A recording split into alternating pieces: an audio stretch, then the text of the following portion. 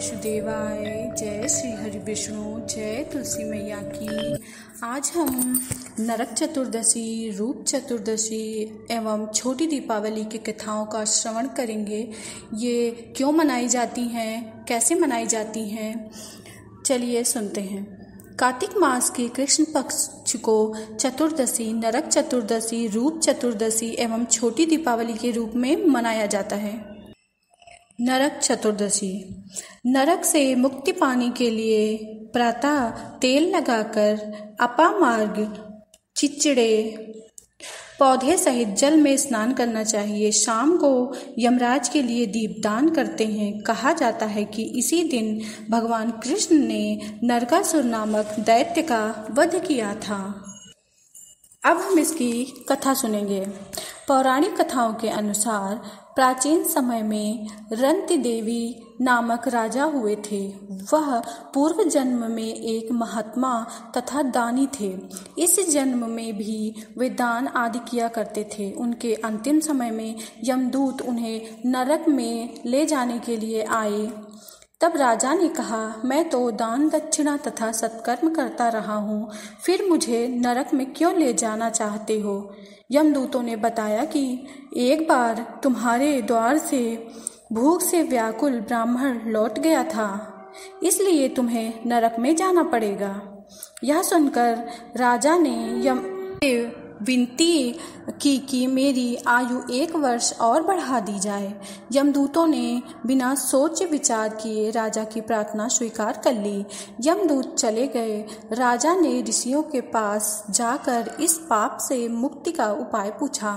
ऋषियों ने बताया, हे राजन, तुम कार्तिक मास की कृष्ण पक्ष की चतुर्दशी को व्रत रखकर भगवान कृष्ण का पूजन करना, ब्राह्मणों को भोजन कराना, दक्षिणा देना तथा अपना अपराध ब्राह्मणों को बताकर उनसे क्षमा याचना करना, तब तुम पाप से मुक्त हो जाओगे। कार्तिक कृष्ण चतुर्दशी को राजा ने नियम पूर्वक व्रत रखा और विष्णु लोक को चला गया। बोलो विष्णु भगवान की जय। अब हम रूप चतुर्दशी की कथा का श्रवण करेंगे।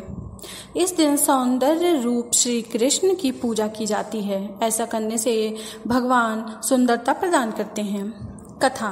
एक समय भारतवर्ष में हिरण्यागर्भ नामक नगर में एक योगी राज रहते थे। उन्होंने अपने मन को एकाग्र करके भगवान में लीन होना चाहा। उन्होंने समाधि लगा ली। समाधि को कुछ ही दिन बीते थे कि उनके शरीर में कीड़े पड़ गए। आँखों के रोए, भौं पर और सिर के बालों में जुएं हो गईं, जिससे योगी राज दुखी रहने लगे।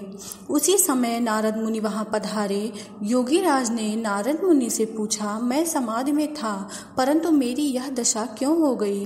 तब नारद जी ने बताया, हे योगी राज, तुम भगवान का चिंतन तो करते हो, परंतु देह आचार का पालन नहीं करते, इसलिए तुम्हारी यह दशा हुई है।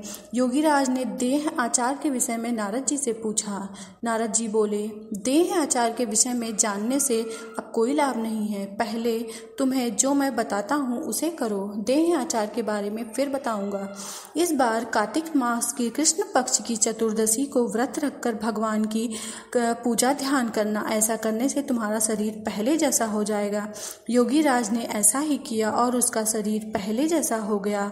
उसी दिन से इस चतुर्थी को रूप चतुर्दशी के रूप में मनाया जाता है। बोलो विष्णु भगवान की जय। अब हम छोटी दिवाली के बारे में जानेंगे। बड़ी दीपावली के एक दिन पहले हम छोटी दीपावली मनाते हैं। सूर्योदय से पहले आटा, तेल, हल्दी का उपटन मलकर स्नान करते हैं। फिर एक थाली में चौमुखी दीपक तथा 16 छोटे दीपक लेकर उसमें तेल बाती डालकर जलाते हैं। फिर रोली, खील, गुड़, धूप, अबीर, गुलाल, फूल आदि से पूजा करते हैं। पहले घर के पुरुष फिर स्त्रियां पूजन करती हैं। पूजन के पश्चात सब दीपकों को घर के अंदर प्रत्येक स्थान पर रख देते हैं। 4 मुखी वाले दीपक को मुख्य द्वार पर रखते हैं। लक्ष्मी के आगे चौक पूर कर धूप, दीप, खील, बतासे, रोली सब सारे मिष्ठान से लक्ष्मी माता का पूजन करते हैं और पूरे घर में रोशनी कर देते हैं और लक्ष्मी माता की पूजा करते हैं। बोलो विष्णु भगवान की जय, तुलसी मैया की जय। ओम नमो भगवते वासुदेवाय। जय श्री हरि विष्णु, जय तुलसी मैया की।